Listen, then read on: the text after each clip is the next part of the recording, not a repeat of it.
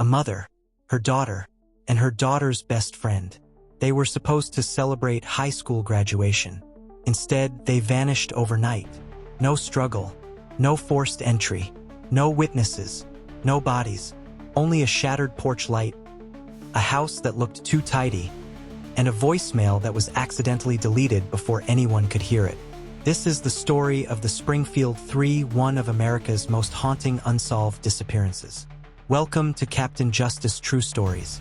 Subscribe, like, and share because justice is coming. The story begins in Springfield, Missouri, in 1992. Sherrill Levitt, 47, was a single mother and a respected hairdresser.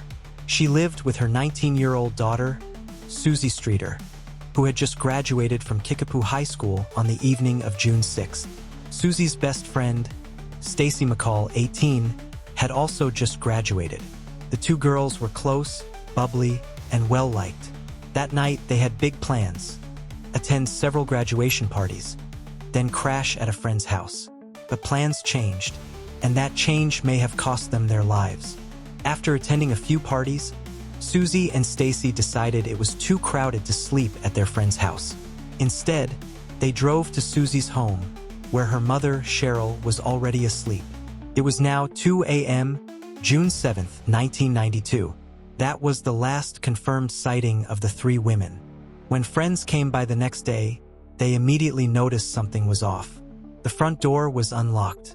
All three women's cars were parked outside, their purses, keys, and cigarettes, all still in the house. Suzie and Stacy's makeup and clothing were untouched. The beds appeared to have been slept in. The TV was on, fuzzy with static. But there was no sign of Sherrill, Suzie, or Stacy. The only thing out of place: the porch light globe was shattered, and someone had left a voicemail on the answering machine, but it was accidentally erased before police could hear it. Springfield Police were baffled. There were no signs of forced entry, no blood, no broken windows, no torn clothing, no witnesses. It was as if the three women had simply evaporated into thin air. Flyers were printed, roadblocks were set up, helicopters scanned the woods. But days turned into weeks, and weeks turned into years, and still no answers. Theory 1. They were abducted from the house. The lack of struggle suggested the women may have known their abductor, or were lured out one at a time. Theory 2. Targeted attack on Suzie or Sherrill. Suzie's ex-boyfriend had a criminal record and had previously threatened her. Sherrill, as a hairdresser, had allegedly taken testimony from abused women that may have made her a target. Theory 3. Random serial killer.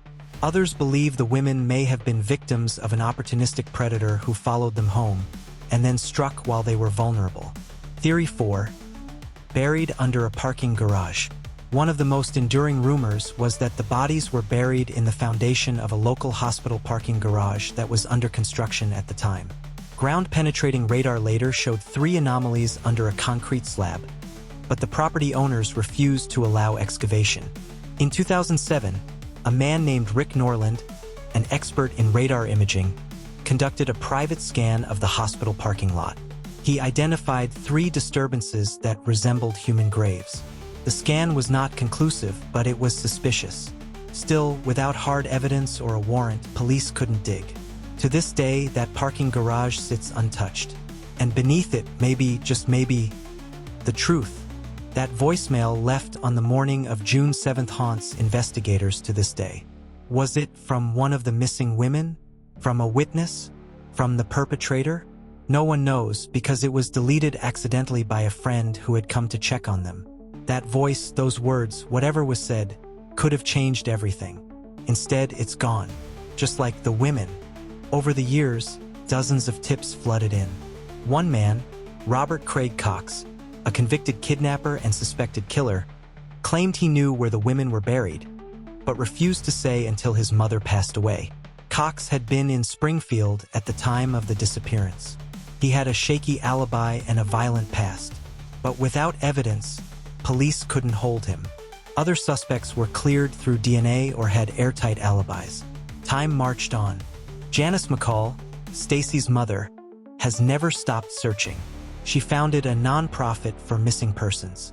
She worked with law enforcement for years. She helped bring national attention to the case.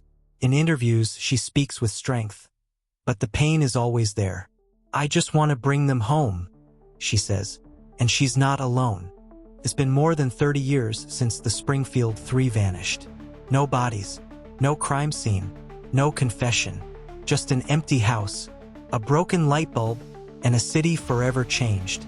To this day, the case remains open and active with the Springfield Police Department. And someone somewhere knows the truth.